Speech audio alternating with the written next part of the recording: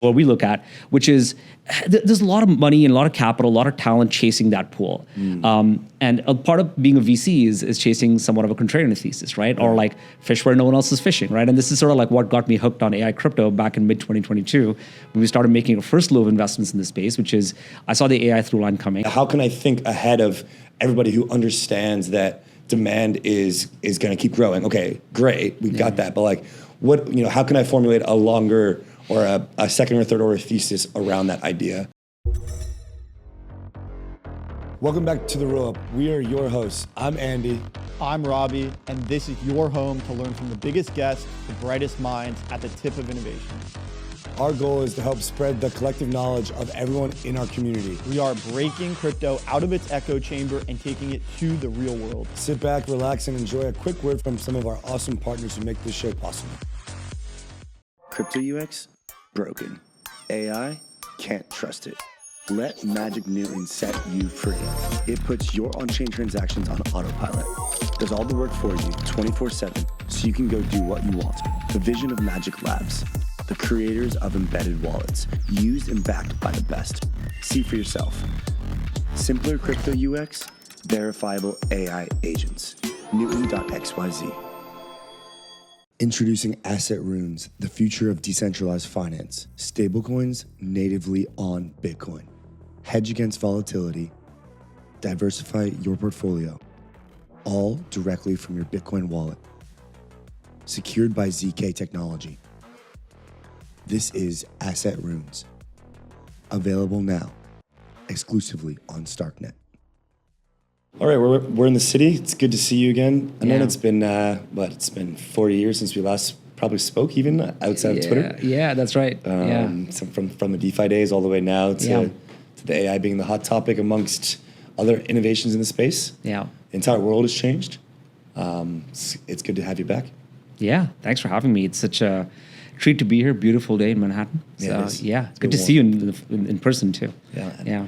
So when I reached out, I was kind of deep in some AI research work, and our fund has done some AI crypto investing, Hyperbolic, Mira, some of these types of teams, and we get it, but like I think there's a lot more to get for our audience as well as myself, and I really wanted to understand to start your core thesis here as to these two worlds colliding, and I'll kind of bring in this compute thing and demand conversation. But first, what are you doing and what's your core thesis? Yeah, again, awesome to be here. This has been developing the thesis, talking about it, working with others with whom we see eye to eye, and kind of living in the future that we all want to be a part of has been sort of like what's been top of mind for me for the last several years. And you're right, the world has changed a lot in the last 4 years and probably look drastically different. Yeah. And hopefully it's not another 4 years before we can talk again, but it's kind of crazy how quickly things are moving.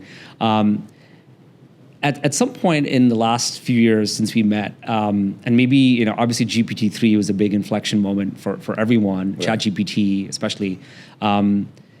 I started to think a little bit more about, I guess, very, very early on, one of my investors had talked about this thing about living in the future. And that's always kind of stuck with me. This is Mike Maples from Floodgate.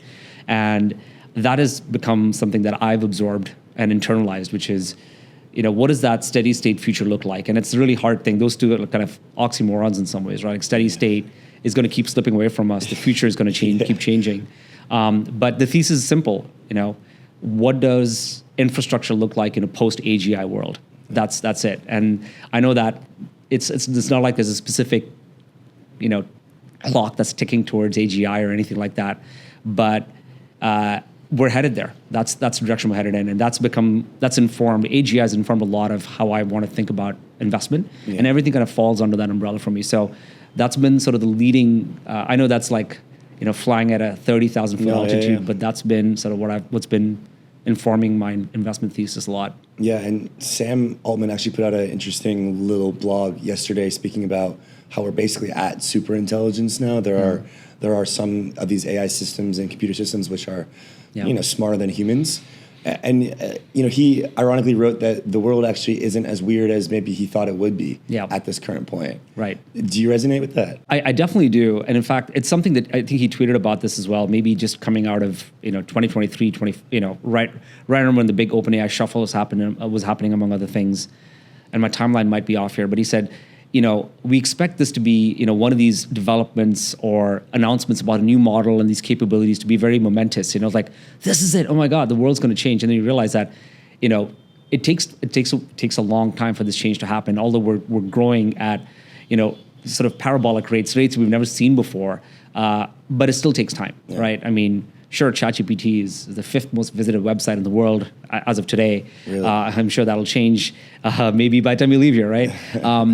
But yes, changes take time, right? And it took so long for us to get used to just seeing Waymos in the city, right? Like, it's just like, oh, this is good. And the amount of driving runs that they've done to get to this point of autonomy is incredible. But now that's permeating through other cities, and I think that, to me, that's like a very clear mental model, because it's something we've been able to see and physically like watch that progression happen. And now we're here, right? And now it's like, Tesla robotaxis are happening in Austin, and soon maybe, to me, like I have a 12-year-old now, and I've always told her that I hope she never has to learn how to drive, right? And I hope her peers never have to learn how to drive. And that was such a big deal for us, like for me growing up, it was like driver's license, everything, right?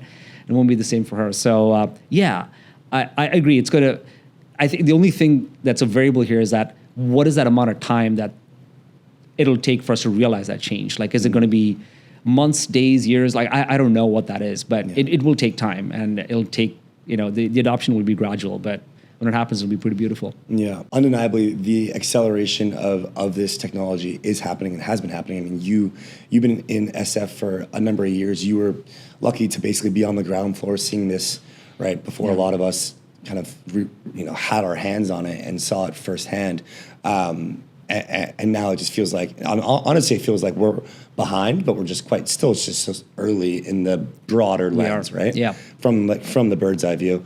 And you got guys like Chamath buying or investing in land out west to next to Bill Gates' land to build data centers. Yeah. And so I've just been continuously refining this idea through conversations with leaders in AI and through our investment, that the demand for compute is just going to be continuously increasing at a scale that is something that we've never seen before for demand for hardware. So hospitals previously have been the largest users of power. I think there's something like a couple hundred gigawatts or kilowatts per hour. They have multiple backup generators. If you look at the grid, they are like the biggest source. Data centers now, I think, are 3x. Leapfrogging it, yeah. Absolutely. Yeah. So that's happening. So like that, I think, is a part of the thesis and like the foundation. But I mean, maybe you can just lay that out for us. Yeah. That's happening. Why is that happening? Yeah. What is happening there? And how does that look going forward a bit? Yeah. I mean, simply put, it's an arms race at this point, right? And I'll give you a couple of different Lego blocks, right? As we used to like to call it in DeFi, right? It's very, very analogous here. But one of which is, there was a memo that got leaked from Google maybe a couple of years ago, I want to say, almost exactly 2 years ago, perhaps. It's kind of, I don't know, I have these weird things like NBA Finals 2 years ago. That's the memory that I have, but I could be wrong.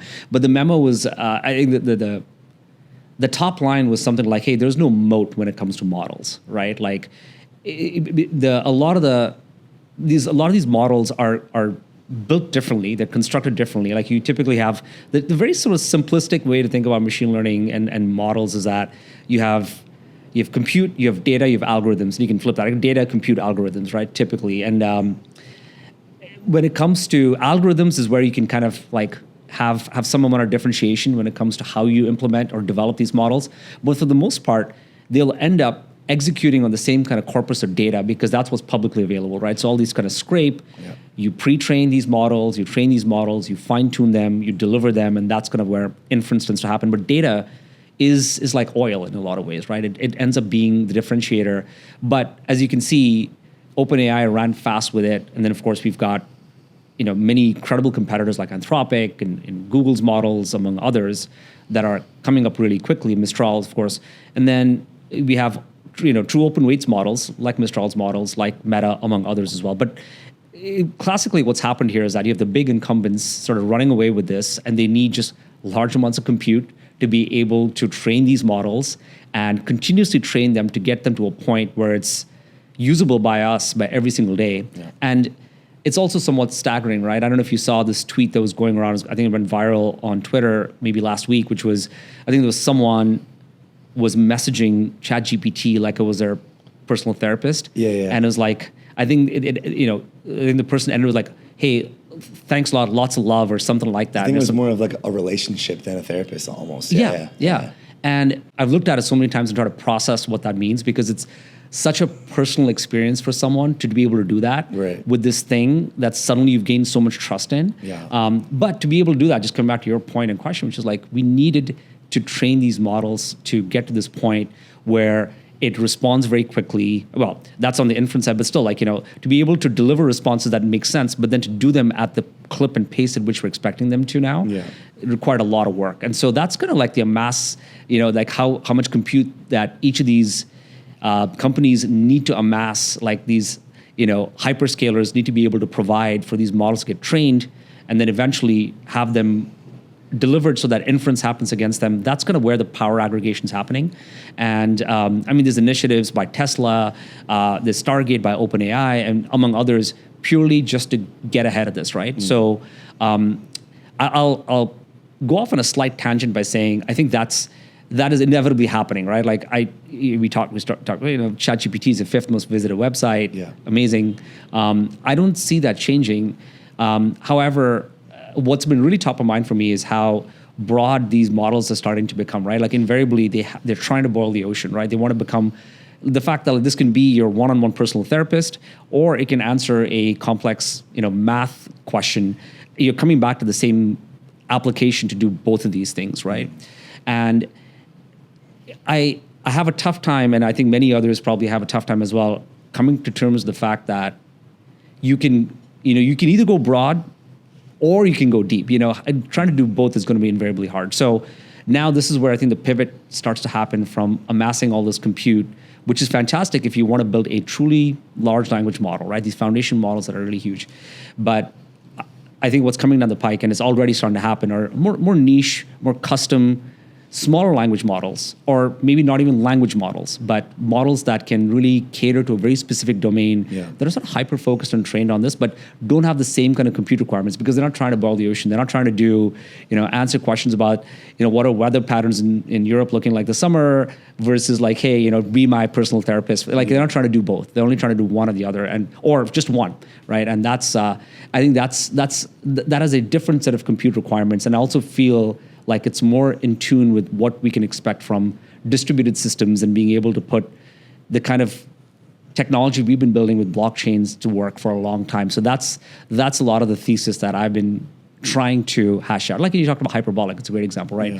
All of hyperbolic's infrastructure is based on distributed machines and data centers that are not necessarily homogeneous, right? So that's a power. That's a strong suit of what distributed systems have to offer. So I think that's two thoughts there. But I think compute requirements are going to continue to grow from the hyperscalers and the large language models. I also think we're going to have a net new crop of models emerge starting imminently that are maybe either challenge neural networks or small language models, or like very, very niche in nature. When you speak about the intimate relationship possible with some of these LLMs, I think that kind of brings in some of the elements of where blockchain and some of the privacy and data privacy and also kind of guarantees one can have comes in. Also with plugging in a prompt and getting a result back, kind of verifying or knowing at least succinctly what the training data was on that given model. So like decentralized compute, decentralized inference, specialized data. These are kind of the sectors where we've seen these two worlds collide. But let's put that on pause for a sec and come to the second and third order effects of this kind of binary demand for compute. So we've got just large demand happening for just anybody who's going to try to build, think about a local LLM, even for yourself or for your company or for, for a large competitor to one of the big ones now. Then you've got, very specialized compute needs for, a very kind of like vertical specific use case. So these two things happen simultaneously. The cost of power, I assume energy has been going up through inflation and just through this overall demand. Is there a second and third order consequence of this binary outcome that you're explaining, or like basically what I'm getting at is like, okay, how can I think ahead of everybody who understands that demand is going to keep growing? Okay, great, we got that, but like, what, how can I formulate a longer or a second or third order thesis around that idea? I think that's what you've been doing, basically, at least in some capacity. Yeah. No, I think that's the right way to think about it. I think there's the more immediate effects of this. And you're right, like power consumption has gone through the roof. We were riffing on this before we could start rolling, but I think the forecast, if I remember my data correctly, is that like we'll basically between 2023 and like by next year we'll have doubled the amount of power consumption that we'll have. The amount of power we consumed in 2023 will be half of what we'll have consumed in 2026, right? So, and I believe like an overwhelming majority of that, maybe more than 50% of that will be consumed by AI, AI needs, right? Which is kind of ridiculous to think about. So that's sort of imminent and here and now, and it's happening. You may have seen this news article flash by, I think it was last week or the week before, where there was this, Meta was talking about how they want to co-locate some nuclear reactors next to their data centers, right? So to be able to harness some amount of clean energy. And so that's another interesting, maybe a second order effect, right? Like when we talk about, I think what you're alluding to, which is really important and poignant here, is that we talk about like, hey, the GDP growth that's going to come with AI is like, so it's going to be like insane by the time we get to 2030. And this is the reason why, right? Like it's not about like, us paying X, $20 a month for ChatGPT. I think that's one thing, but underlying that is just so much work that's going into this, right? Like you said, the acquisition of data and like training of models and energy requirements, all the way down to the chip level, right? Like to be able to create fabs and chips in, what are the effects of tariffs, right? Like that's another effect that we should consider. Should we be thinking about, co-location of some of these industries in America or in South America and Latin America, right? So that's all these are like really interesting effects to think about, and then. That's like the through line that's like super clear. But when it comes to aggregation and when it comes to the truly large language models, right? And then the other piece, which is now to apply the venture lens, right? Like very somewhat selfishly and egocentrically, like how to make money on this idea, right? Yeah. Or at least how to think about it more strategically, right? From a calculated risk perspective. Yeah, and I think it's truly like to speak more crypto native here, right? Like left curve, right curve, right? Like I think it's, I think we're going to have, I know we're going to run away with these large language models, hyperscalers, and that just need a tremendous amount of venture capital to be able to be successful. And the game they're playing is different, right? Like they think that this is going to be, a $1 trillion outcome, right? We're not playing for a decacorn status anymore. Like we're a couple orders of magnitude away from that level as like the benchmark now, right? And that's fantastic. Like the kind of outcomes we'll see, through that kind of venture investing is going to be different, but also requires a large amount of capital, right? And I was looking into this a little bit, which is I think since 2022. Through till maybe March of 2025, something like $300 billion has been invested into AI startups, completely that are not in the AI crypto domain, right? So purely like in quote unquote centralized AI, so something like that. And loosely speaking today, like if you had to do some amount of like back of the napkin math based on public available data, those companies altogether today are worth about 1.5 trillion, right? So that's sort of like the state of the market today. Now, coming back to the venture side of things, like what we look at, which is there's a lot of money and a lot of capital, a lot of talent chasing that pool. And a part of being a VC is chasing somewhat of a contrarian thesis, right? Or like fish where no one else is fishing, right? And this is sort of like what got me hooked on AI crypto back in mid-2022 when we started making our first low of investments in this space, which is I saw the AI through line coming. I thought this intersection is going to be really interesting. And to me, the story arc was we started off by showcasing that crypto is excellent for store of value. This is when Bitcoin first got created. We showcased with Ethereum and Solana and layer 2 solutions that we can build a decentralized finance system on this, right? Which is how you and I got connected, right? So that's our second arc. And now we're in the third arc, right? Which is AI, right? And that's what's going to drive utility and really all kinds of innovation with blockchain technology, period. So that's what I'm focused on. And I think it's super early. And I've got a chart that I'll share with you. I kind of compare sort of logarithmic growth of market cap with Bitcoin, Ethereum, Solana, from the time they got spawned till today. And AI is on like this, AI tokens are on like this upward curve, compared to Bitcoin, Ethereum, and Solana. So I think we're off to a really strong start. But it's still very early days. And so that's where I'm focused. And so that's one, I guess the second point in this, decentralized AI thesis is that there's a lot of work still to do here. It doesn't look like large language models because I feel like the hyperscalers and the large LLMs are running, foundational companies are running away with it.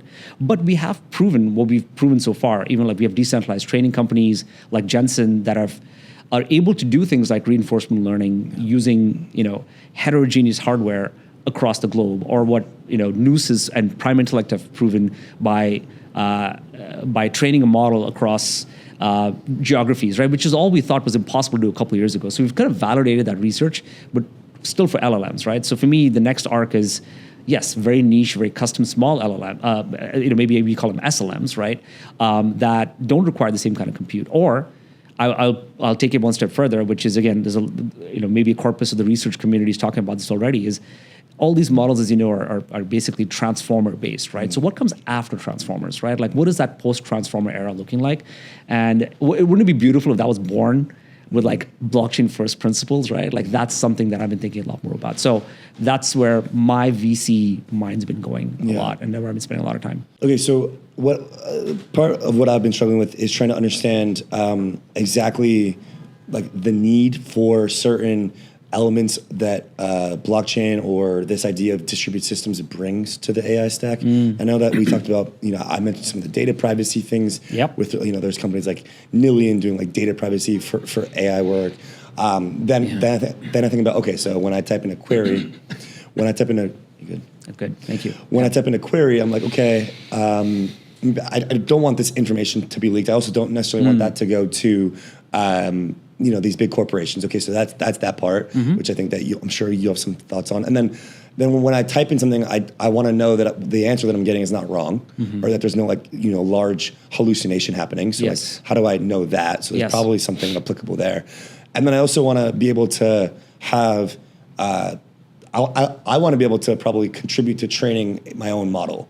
Or like have 100% have a system where I can like rely on other smart people to help me train a model and like reward them for that. So there's like 3 use cases that I'm thinking about. Maybe you could just like even talk your book in some of these, or just like which one of these is particularly compelling, and what am I missing in this intersection here? The second question first, which is you're spot on, right? Like this is that steady state. We will get there, and I think Ilya from Near has been talking about this for a very long time. That what is we all have these LLMs, but whether these models are running on the edge or they're running on our devices, kind of like maybe not too dissimilar from what Apple's been talking about for some time. This is happening. This is happening sooner than we think. You and I may be able to talk about the fact that like, hey, we want to have our personalized models, but for the average user, as like they don't know what that is, right? They have some interface that's hyper customized for them, and that could be their own model. That could be an agent that's talking to some very customized, fine-tuned model. It could be a swarm of agents. It could be any one of those things. But yes, it does build on these core blockchain primitives and principles, which is what we've really come to adopt in a lot of ways, which is privacy preservation, sovereignty, and a sense of ownership, right, when it comes to these things. And so I'll zoom out by saying let's just start with this as the thesis and something we want to prove to. What if AGI were something we could stake against, right? What if we could have a say in AGI? What if we could own AGI? Right. I don't, like, for all of us who are smart and involved in this space today, none of us can actually concretely say that we're moving in that direction. No. This concept of AGI is something that the larger companies are running away with today. Right, by a long shot, by a long shot. So if we want to work towards this concept of ownership of AI, then that needs to start now, and it starts with all the tenets that you just mentioned, right? So privacy preservation and sovereignty, like these are like just like core simple tenets. Understood. And so all that being said, we're working towards it. I think it's, this is the classic S curve of like how technology evolves, right? So to me, it looks like we started off by showcasing that blockchains can survive, that we can do distributed systems with token incentives at scale. And then we said, okay, maybe it doesn't scale, so we need to scale it. So we had all these scaling solutions that came up. And then we started to build on top of that, right? And specifically in the AI domain, we start to look at things like decentralized compute with companies and projects like Akash. We looked at, there's companies like Vana that can do data collection or aggregation at scale.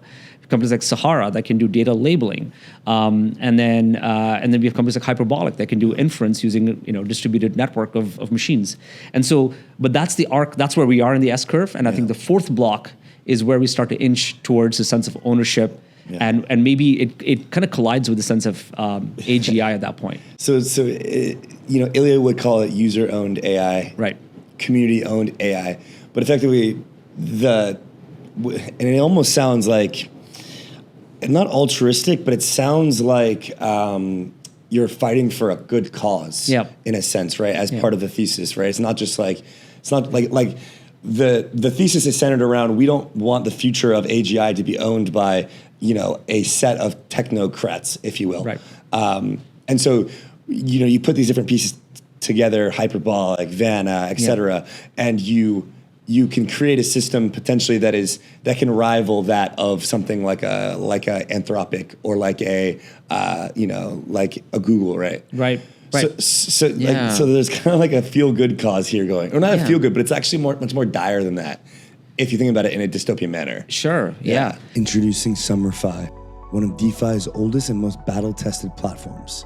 SummerFi automates your exposure to DeFi's highest quality yield, so you can sit back and enjoy this summer. Deposit stablecoins at USDC or USDT and let SummerFi route your funds into optimized, low-risk lending strategies. With over 100 million in instant liquidity and support for over 34 protocols across Ethereum, Arbitrum, and more, you always stay in control. Choose from a wide range of curated strategies reviewed by independent risk experts, all in just a few clicks. So why work hard for your yield when you can be lazy? Start earning now at summer.fi, the home of the lazy summer protocol. Innovating finance, global, institutional, and on-chain. Deep liquidity to drive capital efficiency. Now maximize yields on institutional-grade liquid staking with METH. Unlock $1 trillion of capital via FBitcoin. All of this secured by Mantle's treasury of billions in stables and ETH capital pools. This entire ecosystem is coordinated by a vast network of seasoned VCs that are aiming to create the next generation of banking and financial technology. This is Mantle. Yeah. No, it is, and that's the scary part, right? Like, I'm not like a doomer. But it's a valid point, right? Yeah, let's go back to the example of this. People, and by the way, this is happening pervasively. I don't know if you noticed. There's a trend here. I couldn't tell you this, exactly quantitatively, but qualitatively, I've heard from friends whose children, who are like teenagers, starting to use ChatGPT as a true, relationship coach, right? Like very intimate details. Like what they'll do is maybe there's already a story out on this and I've missed it, but they're taking screenshots of messages they get from their significant others, right, girlfriends or boyfriends, and they're just literally pasting those into ChatGPT saying like, what did she or he mean by this? Like, what does that mean? And like, what does it mean when he says X, Y, and Z, right? Like, isn't that crazy? It's crazy. And not that these systems are that sophisticated, right? Like they're not trained on like, Gen Alpha, slang. And so then, like this is tough to begin with, but now, like, okay, so that's happening. Right. But imagine for a second, like you pointed out, hallucinations are one. So it's like, right. When the stakes are low, right? Like it could be a benign side effect, right? But when the stakes are high and you have, something like, let's say there's some amount of evil that's kind of snuck into this. I don't know if you saw this happen on Twitter with Grok maybe a few weeks ago, where it was just talking about the apartheid, like, constantly, right? And like, it was a malicious intent, right? So when you have that, when you're in that quadrant of like, hallucination gone awry and there's some like malintent behind it, now suddenly imagine like, I don't know, teenagers who are using this for relationship advice are getting influenced by a large corporation. Right. So I think that's control. The control, right? Like, and this is what we were, I guess, in a lot of ways, at least me as a parent, like I think about a lot when it comes to social media and that influence, right? So, I mean, there is no, like in our household, there's no TikTok, there's no Instagram, there's no, and so. Reminds me of my dad growing up. Yeah. And so, because it's scary to think about. I mean, my daughter's old enough; she can make her own choices and decisions. But for now, we're like, let's try to do our best by as good parents. But all this to say that, like, but she has access to ChatGPT and Claude, and so what's to say that that those might not be an influencing factor for her at some point. And so it's. This is like beautiful science fiction. There's a book about like the Diamond Age, talks about this, like the illustrated primer, which is this device that this girl sort of grows up with. Like it's so classic. This was written back in the day, and I think we're really playing it out now. So the worst case dystopian, and the best case we have a sense of control and ownership over something that's so personal to us. Yeah, I mean, it feels more abstract, as if you can imagine a super intelligent, some sort of being. It almost feels godlike in a sense. And then you take that and you assess who has control over that, which could effectively have control over the world's communications in some capacity, social networks, information, et cetera. And it becomes clear that the need for again, some sort of decentralized ownership of this, of models, of training, et cetera. So that, like, we got the thesis down, but like, what are the challenges that these companies are facing? Because it can't be an easy battle for Jensen and Hyperbolic and Vanna and Ritual and insert portfolio company here, and going and looking at the battleship across the way that is Anthropic, or that is a Cursor, whatever it is. What are the challenges that some of these like AI crypto companies are facing right now that you're seeing in their kind of operation? It's a great question. Turns out that if you, by the way, the research that went into OpenAI was like a decade long, right? So they had such an interesting head start. And look, I was walking over here with a friend, a mutual friend, and you met him as well, but I was telling him that I everyone in the Valley, like invariably you've met Sam Altman, and like, what a interesting, thoughtful, forward-looking guy. And I remember meeting him in 2007, and there's something, because he was actually building a company back then, and he said that my goal is to build something that everyone in the world would eventually want to use, right? Like, and that's been with him for the last like almost 20 years now, right? Like that he's been thinking about company building, right? So that's his reason for being. And so he's had this head start. He's been thinking about this for 10 years, through OpenAI.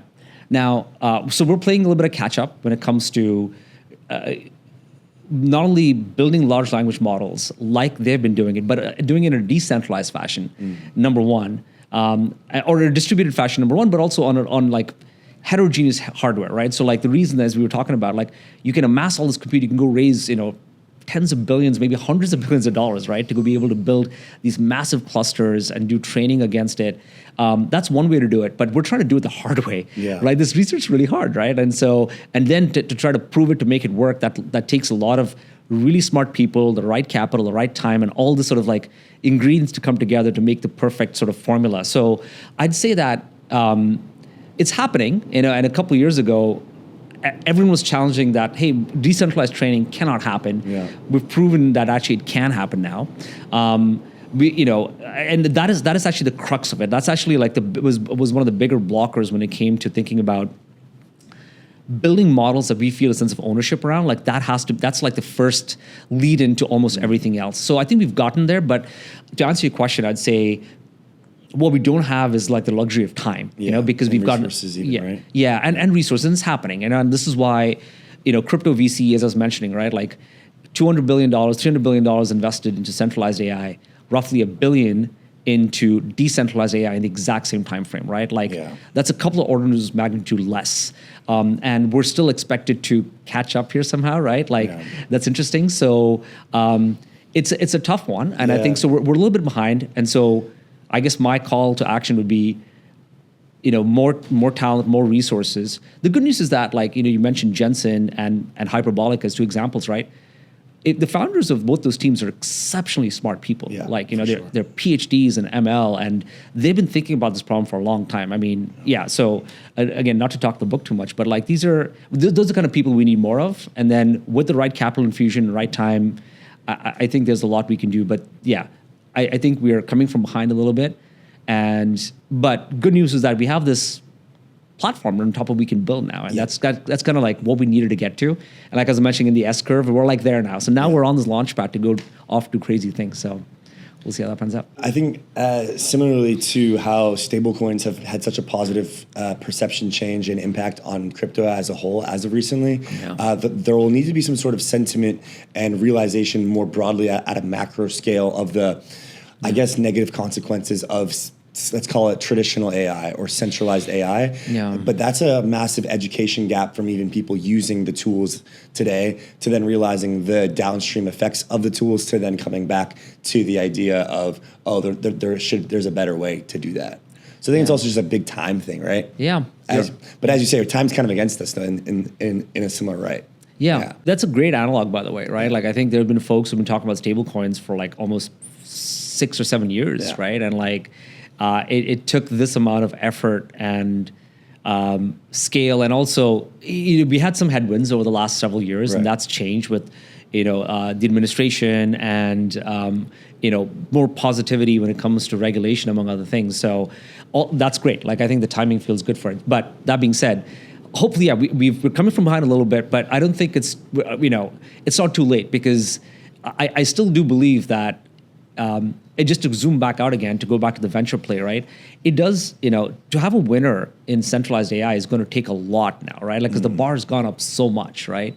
I think if you're trying to build a company that's not going to be a decacorn at the very least, right? Like, venture is going to look a little bit different for you. Yeah. And so I hope that doesn't stymie or stifle the people who want to build there. And by the way, that's another whole thing I'd love to talk to you about, because I think there's a whole other play for crypto there that's unrealized yet, but I think it'll start to become more prominent very soon.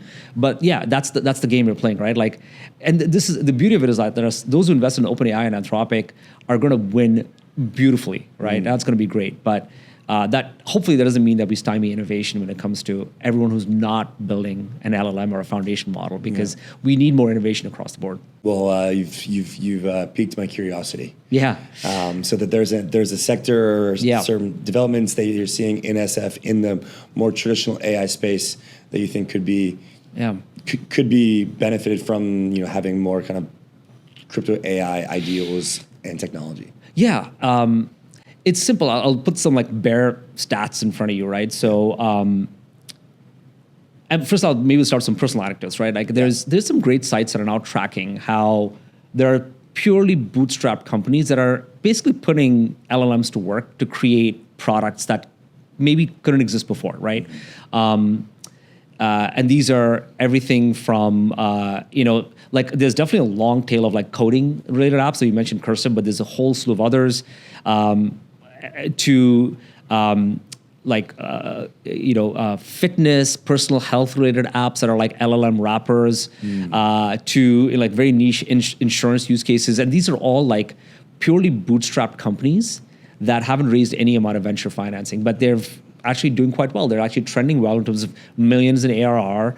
And now the question is like, do we go raise venture capital? And if so, how much we raise, and like, what's the comp here? Like, how should we think about this, right? Like, what do you displace and what's the outcome, and among other things, right? So, no, but these companies should exist because they actually have users, and this innovation should happen. But the traditional venture model might not work for them. Yeah, right? they want, and for investors too. Yeah.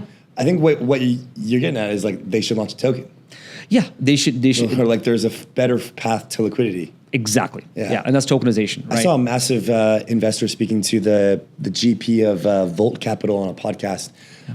I don't remember his name, but it's Bill Gurley. Bill Gurley. Yeah, Bill Gurley was talking on Colossus to Patrick O'Shaughnessy about this. Yes. And his quote was that the crypto is now one of the only viable paths to legitimate liquidity in venture now. Yeah. Basically. That's some quote like that. Yep. That's right. And so what you're getting at is that, and I had Pranav from Vanek, he's running their liquid side here, had him on last week. He's talking a lot about the on-chain IPO era. Yeah, Or yeah. He calls it tokenized equities. I think it's a bit of a misnomer because Yeah. people think like, oh, we're going to bring Tesla on chain. But no, it's Yeah, like, no. We're Yeah. going to take your equity that you've built. Maybe Yeah. you're not like a $500 million a year company. Maybe Right. you're a $20 million a year company or a $10 million a year. Yeah. And you're just going to go and you're going to raise with a token comp. Yeah. And you're going to launch a token rather than having to go that route. That's right. Yeah, yeah, and we should be careful about like, the word raise, right? Because I guess Commissioner Hester Pierce has been talking about, which is like we need better clarity around this because when you call it a raise and suddenly you're bordering on some securities issues that we don't want to breach yet. But it's true, right? Like what could be a viable path here? Like again, the options are one, you stay indie, you're like, you don't need to raise any venture, you don't need to have any liquidity or a lifestyle business. You just make money. You make money, and that's fantastic. That's great too. Like that's the beauty of innovation in America. Like we should be able to do that. And the other end, you become a massive success, right? Like you have world domination is the goal, right? Like I want everyone in the world to be able to use my app. And then there's some middle ground here, maybe closer to the right than it is to the left, which is in terms of like the venture scale versus like being truly indie. And maybe tokenization is the angle. But what is crypto really good at? Crypto is a beautiful capital coordination tool. Like that's what it's historically been amazing at. So let's put that to work and let's make sure we have the right guardrails to be able to do that. I'll add a second thing, right, which is which I think was, and I think Bill Gurley didn't get a chance to allude to in his talk with Patrick O'Shaughnessy, but there is actual true retail demand for good tokens in crypto. Like a lot. Yeah. like it would be great. You know what I mean? Exactly. And so there is a little bit of fatigue. If you look at, maybe the last several years is not a good indication because we don't have a lot of tokens getting listed by major exchanges, but there is some amount of fatigue there when it comes to another layer 2 or another scale or another data availability product or it's too unclear, right? But if you just look at the performance of AI tokens, right, over the last year, like from May of 2024 to May of 2025, those tokens have basically doubled in market cap between May of 2024 and May 2025. During that same time, Bitcoin was up 46%. Everything else was literally down or negative, right? Including meme coins, right? And so there's clear appetite. And by the way, I'm not saying that all There's these some tokens... nuance in that picture, by the way, but... Oh, a heavy nuance, right? It was heavily There's driven. always outliers. Yeah. To both sides, Yeah, and I'll also fully admit that there were two primary drivers in that category. One of them was virtuals, the other one was BitTensor, right? These are the biggest drivers of that drive in value. But that's also somewhat power law-esque, right? Correct. Like you can see that playing out. But it's indicative to a larger idea, right? Yeah, there's appetite for it. But if that is just let's take crypto AI tokens aside for a second. There was a study that was done by Charles Schwab. It was an ETF survey, and I think it was done late last year. I think it was something like 62% of millennials that were polled want to have access to crypto ETFs. And something like 47% of them want to have access to be able to invest in AI, right? Like that's just invest in AI. Yeah, like we've done like 4 or 5 checks to these AI crypto companies, but I have zero exposure to. I got the XAI deal. Yep. And it was like $5 billion. Yep. And I was like, dude, like, what is my 25K check going to do this $5 billion valuation? Like, you know what I mean? Yeah. So people want access to those deals, and right now they're out of reach for even somebody who's semi successful and has capital like us, not at large scale. That's basically only available to the best of the best out west. Yeah. That's right. Yeah. And even those that might be available, like SPVs of SPVs or something like that, right? Which is like, by the time your fees are get taken out, it's just like, what are you really getting a hold of, right? So yeah, there's a lot of leverage that comes with having a large platform to be able to deploy large amounts of capital and really stand behind that with conviction, right? That's one thing. But yes, the average investor wants to be able to invest in AI. What are they going to do? They're going to invest in NVIDIA, maybe CoreWeave now. CoreWeave's been doing well.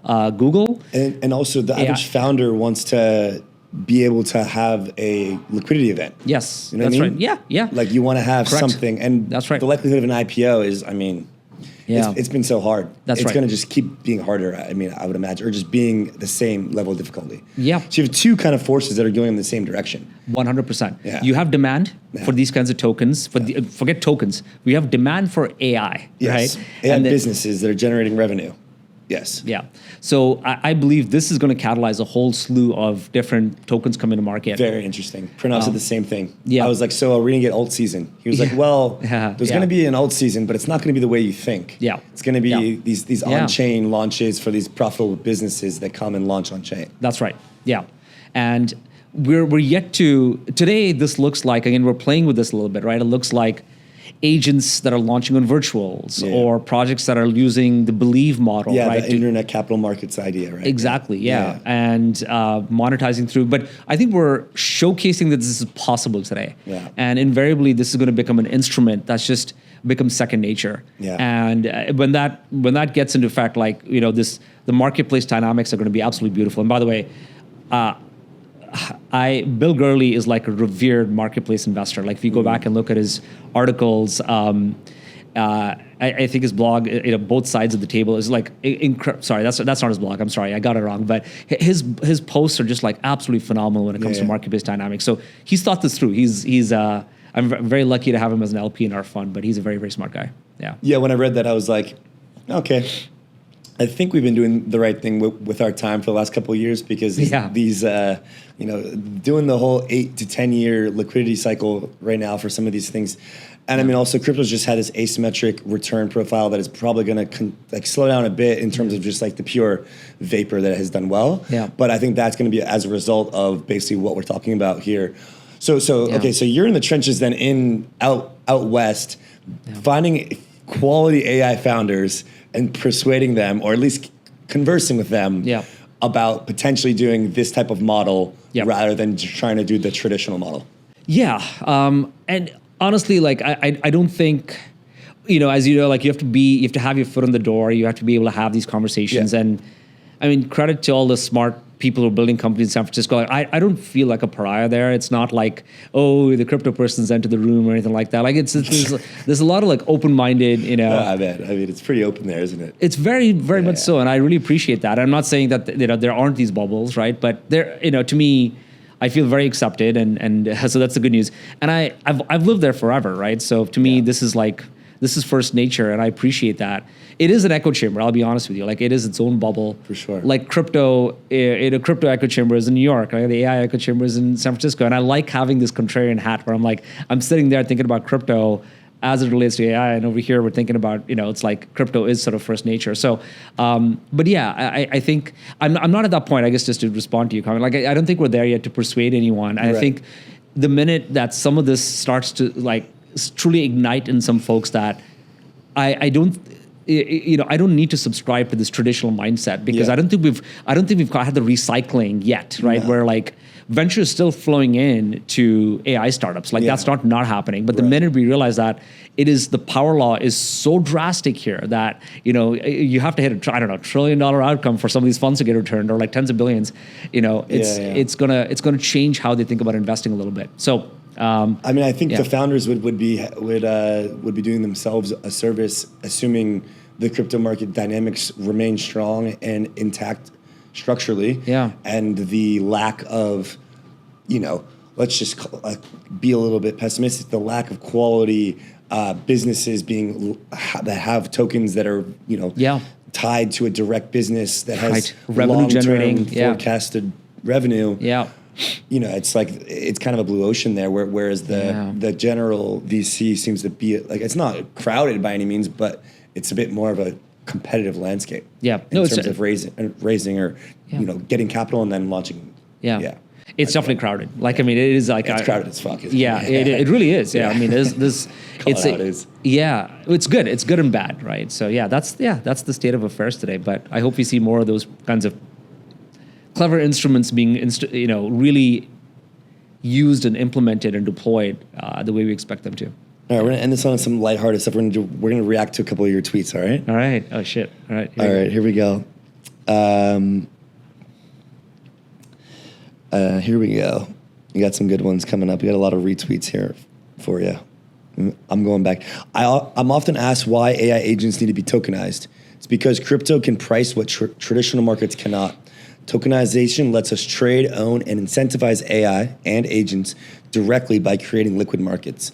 This has and always will be crypto's superpower.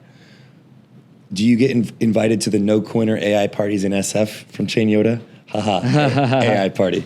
All right, so crypto's ability to do capital coordination and formation at scale is an incentivization, kind of what we're just talking about here. Exactly. Yeah.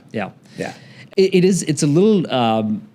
I think there is this disparity between what you expect something to be worth, like in our minds. Like, how do you know what's up? Like, I've always had this issue too. I don't know how you thought about NFTs, but I've had this issue, like understanding how to price an NFT, right? Yeah. And to some extent, some agents that aren't quite at that point of delivering any kind of value, right? Like there's some hype or some mania behind it to be able to value it at something. Yeah. And I think that has been crypto's trend, right, in some ways. But that's what we've done. We've provided liquidity to these assets that's kind of been weird or hard to assess in some ways, right? So I do think it's a superpower. I think we lean into it. That doesn't mean we don't get these outliers of stuff sometimes, but that's how we learn and we evolve. Stuff. Yeah. That's kind of like what the last agent meme coin thing was about. Yeah, that's right. But the core idea remains. Yes, firmly believe in it. All right, here we go. We got another good one here. It's like having your diary being read out loud. It's like, oh wow, except it's public. I'm like, shit. We are entering a regime where the product is the raise and the market is the funder. We're living in a world of interoperable capital markets. MVP plus fee-based traction is better than a pitch deck. Agent fees fund runway. OTC liquidity replaces Series B. Narrative times community times mechanism equals escape velocity. What this means, the next $1 billion project might be vibe coded by a single dev or two, launched on virtuals and sustained by fees, and a lot more about the kind of capital formation moving on chain. Yeah. Walk us through these interoperable capital markets. What's the thought process here? Yeah. I do have this call to action that there will be $1 billion market cap project that's been coded by maybe one person, right? Like it's inevitably going to happen, in my opinion, and it'll happen in this cycle, and maybe there'll be more than one, and there'll be a state where this is created, maybe spawned by another agent, right? That's developed something, and so. That's the living in the future piece of trillions of agents all having their own economies and pricing one another. But yeah, it's that's one, right? So we talked about this a little bit earlier, which is how should we challenge our consensus thinking about venture style fundraising and the token tax model, which I think is really innovative and it's working in a lot of ways for products like virtuals. Is like a really fascinating concept, right? Like you're truly getting, it's one source of revenue, by the way, but the token tax can fuel innovation, can fuel your development, which is kind of cool. It's an augmentation to your ARR, not going to replace it. Yeah. But it's a great way to get bootstrapped, and as long as you stay honest and the project keeps growing and thriving, your token drives in value, and invariably, the taxes get accrued back to you, and so. I'm excited. I'm excited for the world in which we have these projects that are going to deliver immense value that get priced accordingly, but there's a very skinny team behind it, and they don't need to raise a lot of venture capital. Yeah. And I really appreciate your time, man. It's been a great conversation, lots of insights and just fun. Yeah. Thanks so much for having me, man. It's fun, great to finally meet you in person and do this together. Yeah, man. Cheers. Thanks. You.